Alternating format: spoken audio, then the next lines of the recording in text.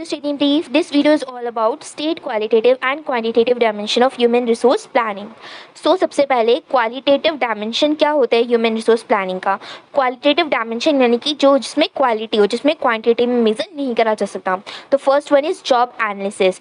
Job analysis एक qualitative dimension होता है ह्यूमन रिसोर्स प्लानिंग का, जिसके अंदर सारी इंफॉर्मेशन को गैदर करा जाता है related to the duties, responsibilities and the requirements of a particular job.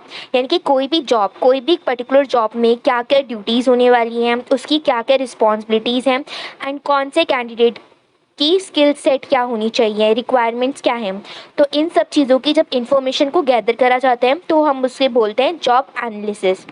अब इस प्रोसेस के अंदर ये हमारे लिए इसलिए हेल्पफुल होता है बेसिकली क्योंकि इससे नॉलेज को आइडेंटिफाई करा जाता है, स्किल्स को आइडेंटिफाई करा जाता है, एबिलिटीज़ को आइडेंटिफाई करा जाता है, जो भी एक जॉब को परफॉर्म करने के लिए इफ़िशेंटली रिक्वायर्ड होती है। Second dimension of qualitative of human resource planning is skill inventory. Skill inventory एक क्वालिटेटिव डायमेंशन होता है ह्यूमन रिसोर्स प्लानिंग का, जिसके अंदर इंफॉर्मेशन को गैदर करा जाता है जो कि हमारी skills and abilities of employ से रिलेटेड होती है।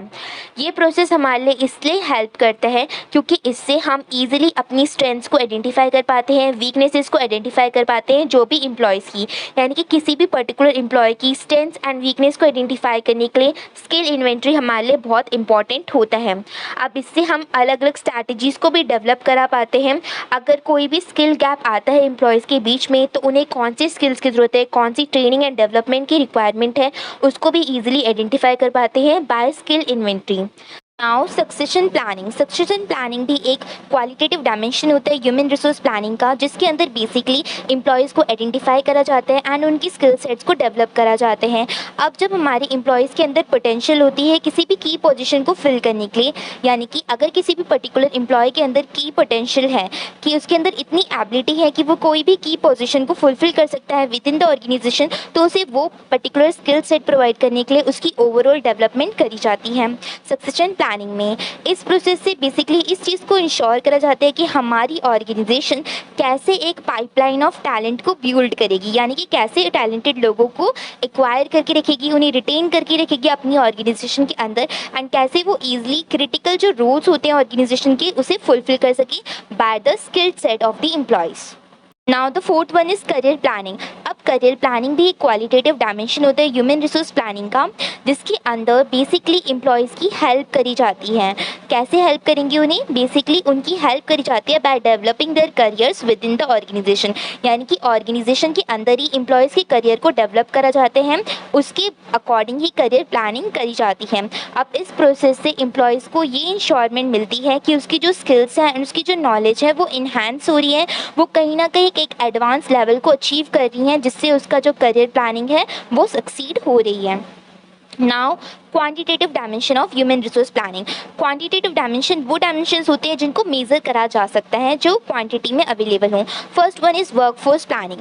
अब वर्कफोर्स प्लानिंग एक क्वांटिटेटिव डायमेंशन होता है ह्यूमन रिसोर्स प्लानिंग का, जिसके अंदर बेसिकली नंबर ऑफ़ एम्प्लॉयज़ को फोरकास्ट करा जाता है, यानी कि किसी भी पर्टिकुलर ऑर्गेनाइजेशन को कितने एम्प्लॉयज़ की ज़रूरत है उसको फोरकास्ट करा जाते हैं, एंड कैसे टाइप्स के एम्प्लॉयज़ की ज़रूरत है ऑर्गेनाइजेशन के अंदर, ये चीज़ भी देखी जाती है for the future growth and for the achievement of the goals and objectives of the organization. अब इस प्रोसेस से बेसिकली इस चीज़ को इंश्योर करा जाता है कि कैसे ऑर्गेनाइजेशन अपने पास राइट नंबर ऑफ एम्प्लॉयज़ को लेकर आए, राइट स्किल्स के साथ एम्प्लॉयज़ को लेकर आए, एंड कैसे वो फर्दर गोल्स एंड ऑब्जेक्टिव्स अपनी ऑर्गेनाइजेशन की अचीव कर सकें।